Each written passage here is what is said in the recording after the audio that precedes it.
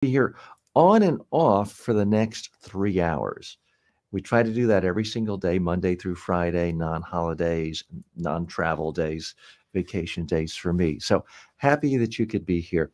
Wanted to dive right into some news that directly relates to communication skills. This is a survey that came out from Adobe. It's now a couple of weeks old. They surveyed people around the world on what sort of side hustles they were looking for. And a couple of interesting things jumped out at me.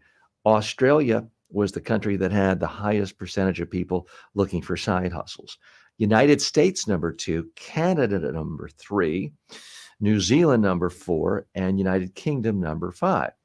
Now, number six was Japan, which was a little surprising to me. I still think of Japan as a place where most people work for big corporations and have a certain stability. But certainly a place like the United States, where there's not as much of a social safety net, then it does make a lot of sense. We'll talk about specifically the specific types of side hustles that people are most interested in. We've got some comments coming in, and it says, this is from Uniform Closure. I want to offer promotion of your channel viewers, followers, views, chats, bots. The price is lower than any competitor. So first of all, thanks for reaching out. Second of all, let's talk about that, because I do have people come to me all the time and say, hey, TJ, I'm starting a YouTube channel, I'm starting a podcast, and how do you really sort of gig the results? How do you sort of juice things? How do you jumpstart this? How do you game the system, really? And I have to tell you, I don't really think it can be done in the long run. So no offense to our friend right here who just hopped on, I believe, on Twitch. Happy to have you here. But you can buy followers. The problem is the algorithms are smart enough to see, okay, you had a million people watch this video today. Not a single one watched tomorrow because it was just a computer. That is actually going to make you worse off in the long run. Or you've somehow gained 1 million followers, and lo and behold, they're not watching, leaving comments, interacting, liking any of your content. Again, that sends a signal to social media channels, whether it's YouTube, Facebook, Twitter, any of these, that, hey, this is just BS. Now, it might be enough to fool your friends. It might be enough to make you feel good to say, I've got 1 million followers on this channel. But it's not going to fool anyone else. If you try to pitch yourself to an advertiser, a brand, a sponsor, and say, you should spend $10,000 a month advertising on my YouTube channel, my podcast, they'll be, oh, okay, maybe. Let's look at the numbers. And they're going to go to your channel and see, oh, well, TJ has 1 million followers on Twitch, but lo and behold, he's got one comment every other day on his content. That's going to tell them, oh, he doesn't really have any followers. This is just a made up, he bought this. It's a scam. They're trying to trick us. They're trying to fool us, and you will get $0. So, Mr. Uniform Closure, sorry if that isn't exactly what you wanted to hear, but I try to be transparent here.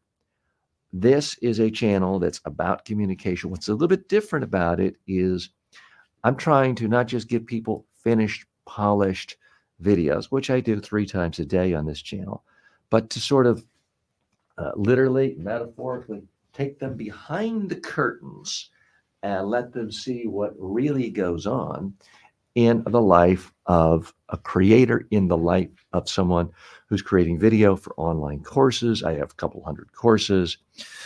In the life of someone who's on a lot of different platforms. I'm on probably 100 different online learning platforms, not to mention all the social media platforms.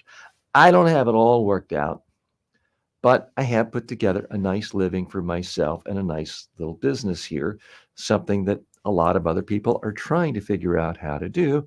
And I am my own boss, and I can take off when I want, travel when I want, and do what I want, and work when I want. So to that extent, I do consider myself very lucky, very fortunate, and success at my level. I'm not a billionaire, If you define your success as you have to be worth $1 billion, you might be miserable your entire life, because as much as conversation in the media is dominated by this billionaire, that billionaire, this billionaire, there are 8 billion people on planet Earth. There are only a couple thousand billionaires. It's still extraordinarily rare. It's not easy, obviously, becoming a billionaire. And if you think you have to have $1 billion to be happy or successful, I dare say you could be worth 10 billion. You will never be happy. You'll never truly consider yourself successful. Thanks for those joining us. I know several of you had posted questions at the end of our live session yesterday, and we just didn't get to it. But we have an open floor. I've deliberately left this unstructured, our first 45 minutes of the day. I am going to have to take a break, do a private live session for my students on the Udemy platform. That happens at 10 a.m. Eastern Time to 10:30 a.m. Eastern Time today. At 10:45, which is a little more than an hour and a half from now, we'll be coming back live on the channel you're watching on right now. And typically, we broadcast live every day on a couple of Facebook pages, YouTube, LinkedIn, Twitch, and let's see if I missed one. Yeah, Twitter, Twitch, YouTube, LinkedIn, and 2 Facebook channels. So really trying to make this as easy for you as possible to connect with me, rather than forcing you to come to my platform, which, if I could choose, would be YouTube, because they make it easier for creators to build, grow, and monetize.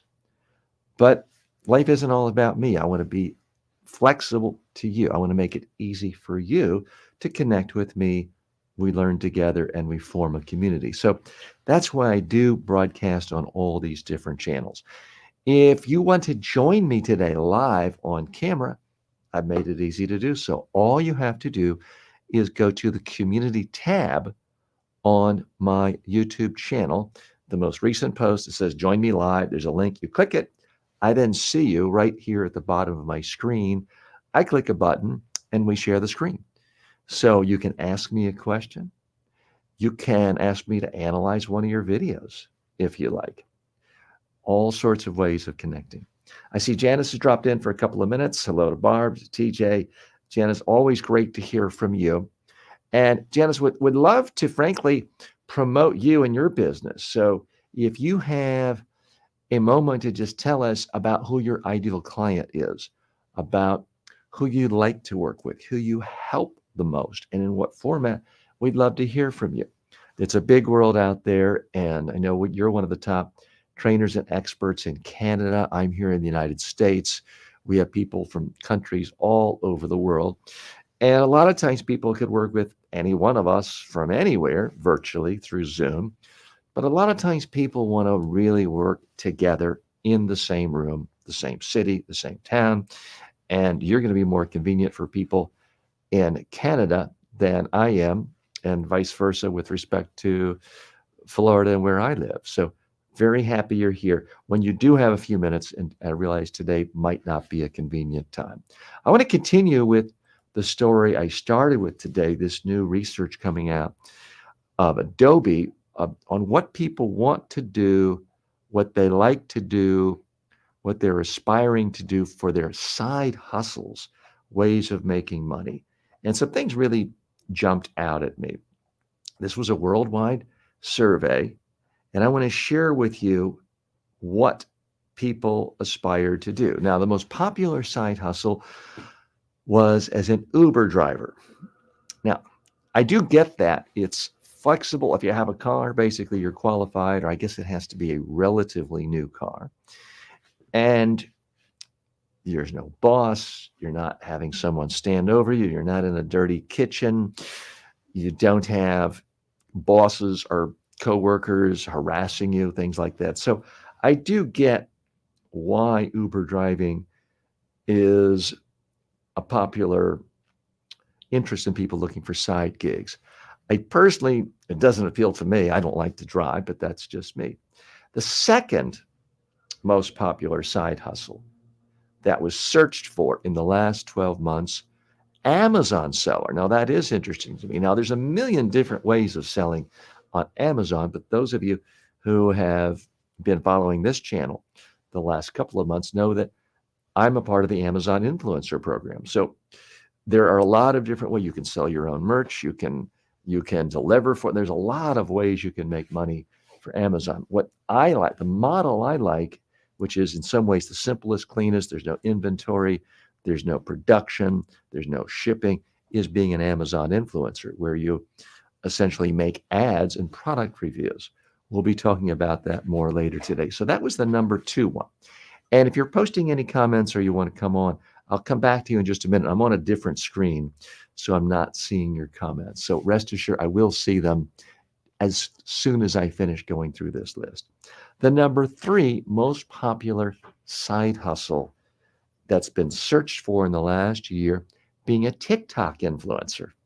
Now, I'm going to try to connect the dots as I see it through the lens of what I do in just a moment. But interesting that being a TikTok influencer is the 3rd most popular search. Number 4, app developer. I can relate to that. I've developed apps. I have an app called Ultimize, which I love for you to check out.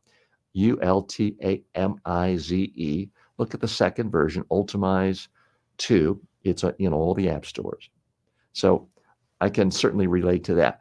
That's the 4th one. The 5th one is being a YouTube influencer. Well, that's what I'm trying to do right now, essentially, influence you to have better habits and practices for your communication skills. And occasionally, I might try to influence you to attend one of my seminars or workshops, or buy an online course, or buy an in-person course. So, and YouTube influencer comes in at number 5 as the 5th most searched side hustle by people around the globe.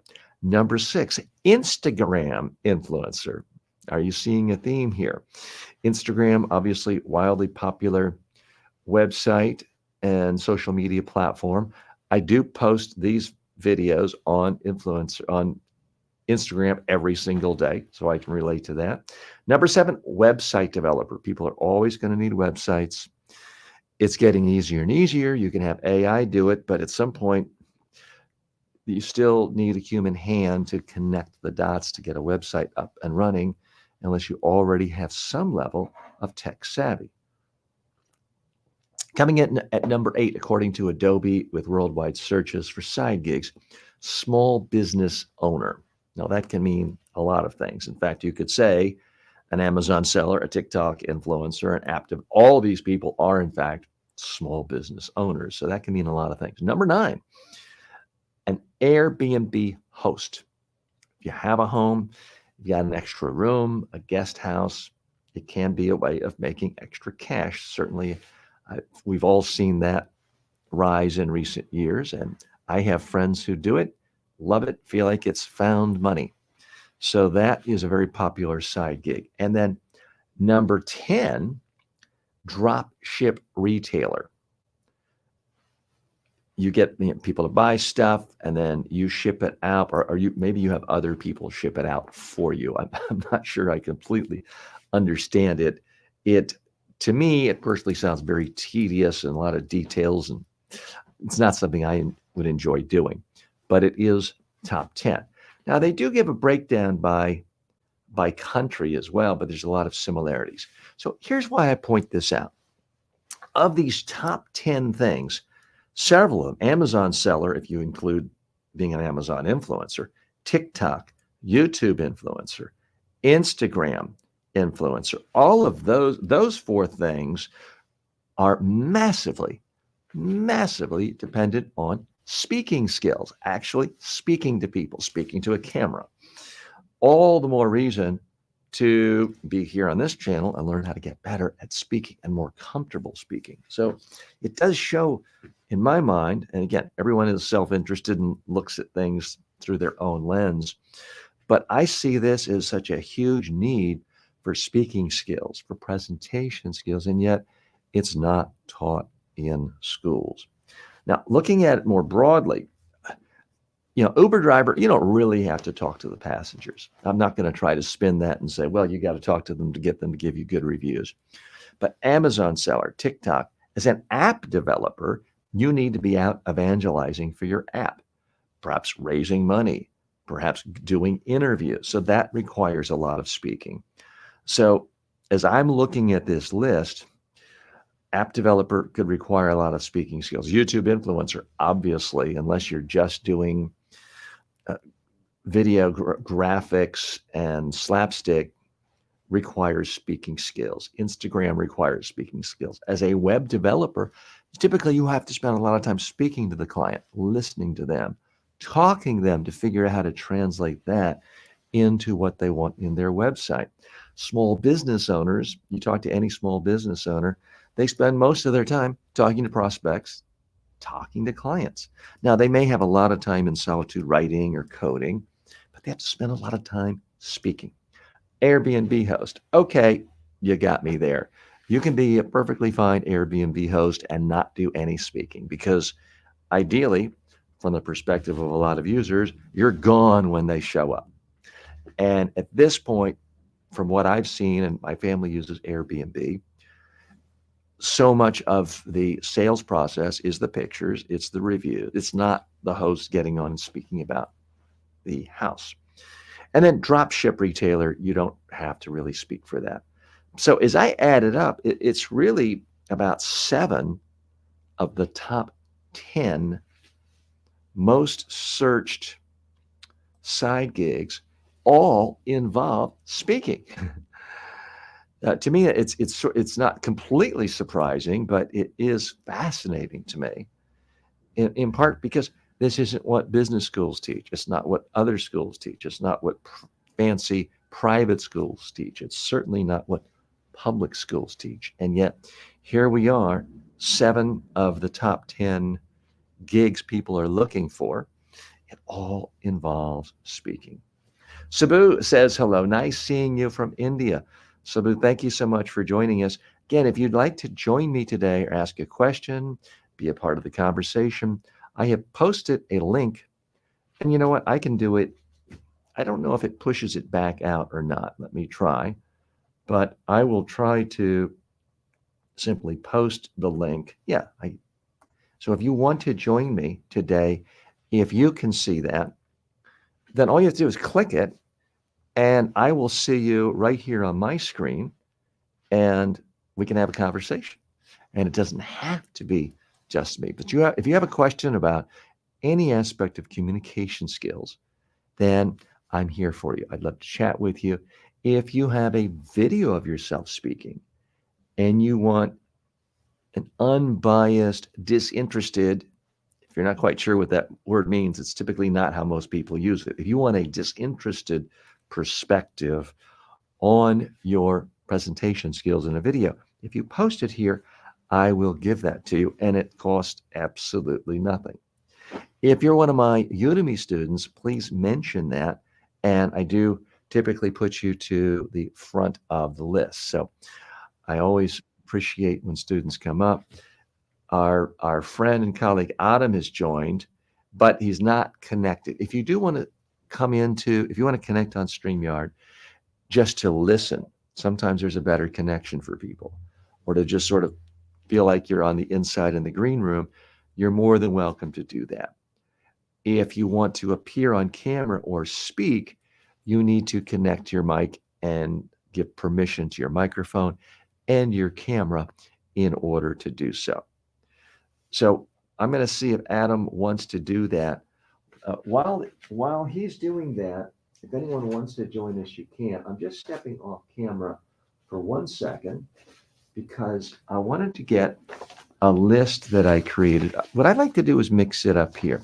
I always give preference to real people, especially real students and clients, with specific questions about any aspect of communication skills. But I also like to be with the times, be up to date, and in fact, to use artificial intelligence. So what I have done is go to ChatGPT and use artificial intelligence to pull up the most common concerns people have Yes, Adam. Yes, you're posting a question. Do you want to connect? Sure, I'm happy to connect. If you want to come on and chat, that would be great. And Gian Carlo writes, says, I've completed your 50-hour courses and it was really great. Well, Gian, thanks so much. I'm glad you completed the course. Thank you for saying it's great. But now let me practice what I preach. I always stress to people when someone gives you a compliment about your presentation, your speech, your talk, your online course, don't just say, thank you very much, glad you like it. Say thank you and then probe and say, tell me, what do you remember? What stands out? What was most useful to you? Were there specific examples that resonated with you? Were there particular stories that resonated with you? So, Giancarlo, let me do that to you right now. First of all, which course were you in? And what, if anything, are you doing differently in your communications opportunities in life and anything you're doing as a result of this course? Because let me be careful here. I'm not looking for a compliment. I mean, I love compliments. Everyone loves compliments. But what I'm trying to do is dig deeper and see what's working so I do more of it. You may tell me that a specific example I used way at the end of the course, or maybe as an answer to someone's question, is what worked for you and resonated more. That's a signal to me that I should use that more in speeches and newer courses and updated courses. So part of being a great communicator is always trying to use every speech, every presentation, every course as a mini focus group to make the next one a little bit better. Always making incremental changes. That's what I try to do. So Gian writes, my communication skills are much better now. I'm very happy to hear that. That's wonderful. That's great music to my ears. But I certainly don't want to feel like I'm putting you on the spot. That's very generic, general, and abstract. Can you tell me how you think your communication skills are better? What specifically has happened in your life? Do you find that you're raising more money because you're an entrepreneur? Are you getting more job offers because you're better at your job interview skills? Have you gotten promotions at work? Are your teachers giving you higher grades and you're in school because of your oral presentations? What specifically, how do you really know your communication skills are better? This is a tricky thing because most people, I believe, when they're in face-to-face contact, want to be nice, want to be friendly. Most people, even if they're throwing bombs and really nasty on the internet when they don't know you, face-to-face, they're really very nice. No one, or I won't say no one, most people do not like being wildly confrontational and telling people things to make them angry. Because of that, you got to be careful about feedback on presentations, speeches, talks, because people want to make you feel good. Oh, great presentation, TJ. Nice job. Fantastic. Really professional. Sure, I like hearing it, but it doesn't really mean anything. Unless I hear specific, tangible messages they remember that were relevant to them, that somehow had a specific improvement in their life, doesn't really mean anything. So that's why I'm probing, and I certainly don't appreciate Gian Carlo for being with us today. Don't want you to feel like you're under attack in any way. Because here's the thing, if you can't think of a specific area where you've improved in your communication, it's not your fault. It's not your problem. It's my problem. It's my fault because it means I didn't really connect with you in a way that made a substantial impact. So don't feel bad. And think about this when you are asking follow-up questions with people, because people can't, and I'm not suggesting, Gian, you're lying or being disingenuous, but if you're giving a presentation at work to 20 colleagues and a couple of them come up to you afterwards, say, oh, good job today. They could be lying just because they're nice people. They want you to feel good and they felt like maybe you were nervous about it. Doesn't mean you did a good job. Someone can lie about that. But when you ask them, oh, you say, thank you, tell me specifically what could I have done or what did I do that had an impact on you? How would you describe what I said to one of our colleagues who wasn't here? They can't lie and make up your actual messages if they didn't hear it and understand it. That's what's really, really valuable feedback. Because if they do get it, then you know you really did connect with them. Actual communication did take place. Okay, as I mentioned to you, we're live. I'm showing you warts and all. So I just realized I forgot to plug my portable drive into my mixer. So I'm going to have to walk over here just one moment. It's not usually a good idea to walk off set. But I'm pulling, and I'll show you exactly what I'm doing. And the reason you're not hearing me very well now is I have a shotgun microphone right here. Oh, it's actually in the frame. It should not be in the frame. So when I walked away, I'm walking further away. So what I did is I went and got this SanDisk drive, holds 2 terabytes.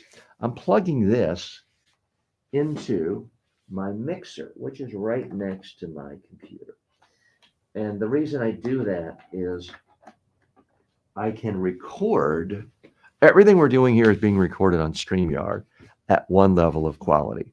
But with my SanDisk, I can record all the feeds from all 3 channels in a way, which reminds me, I've not been using camera 1 much. So it can record me at the highest 4K quality with all 3 cameras, plus the audio from a separate source, so that my editors have a lot more footage to pull from. So they can show a side angle, they can show, this angle if they want to make it look more interesting. So that's why I'm doing that. Okay, so Gian says specifically, I feel more confident when I speak in front of people. Your course helped me to communicate better with my teammates. I received a promotion. Now I'm really liking what I hear. It always makes me feel good to think that some part of my advice or teaching actually helped someone advance in their career. And now I have to talk with many more people. I feel more confident and people understand my ideas in a better way. My presentations are more professional and people like them. Okay, Gian Carlo, thank you so much. By the way, I realize it might not be convenient. You might be getting ready to go out to dinner, go to bed or something.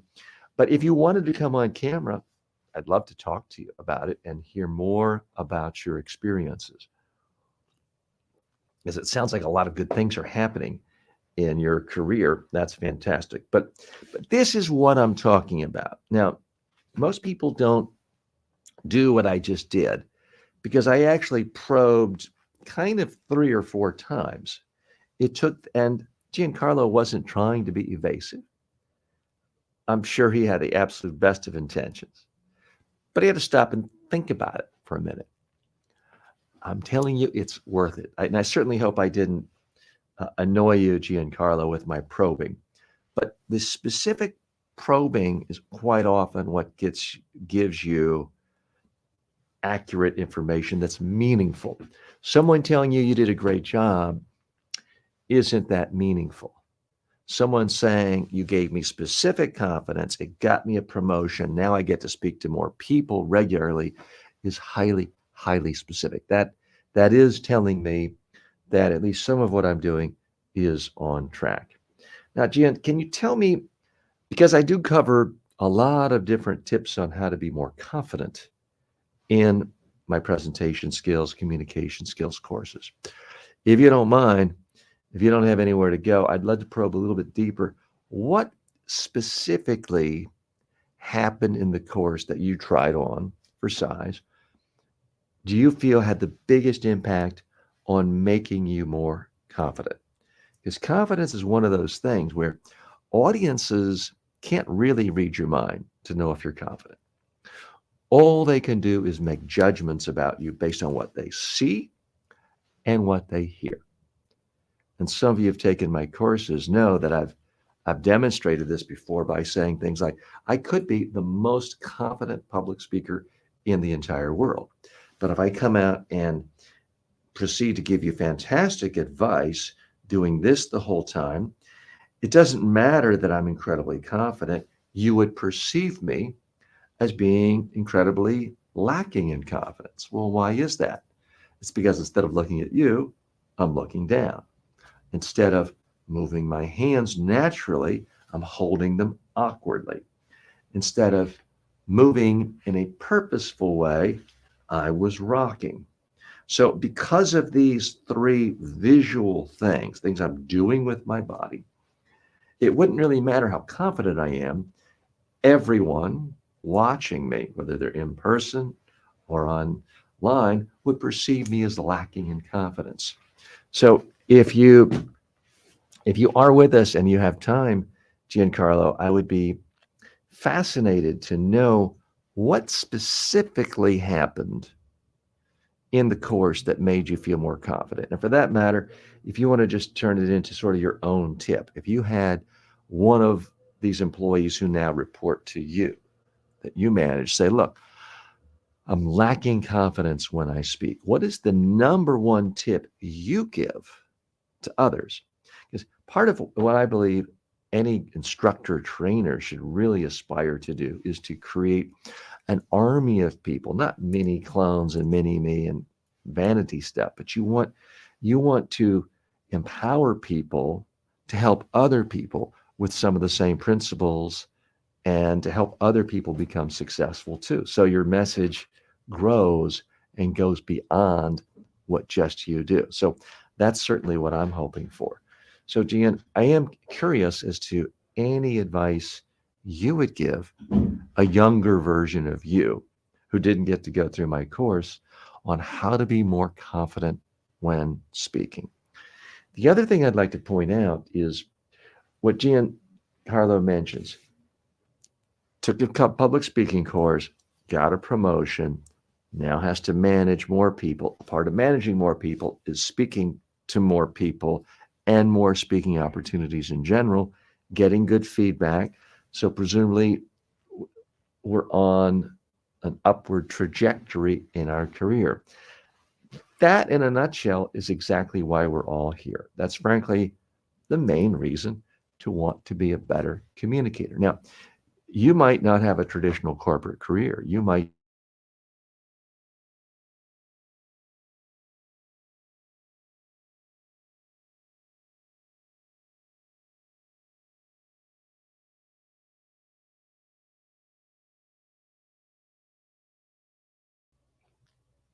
Sorry about that. If you're still with us, we had a power outage here in Florida. And so everything powered down, my lights, cameras, everything. We will be back at 10:45 a.m. Sorry about the technical difficulties. Took a while for the internet to come back.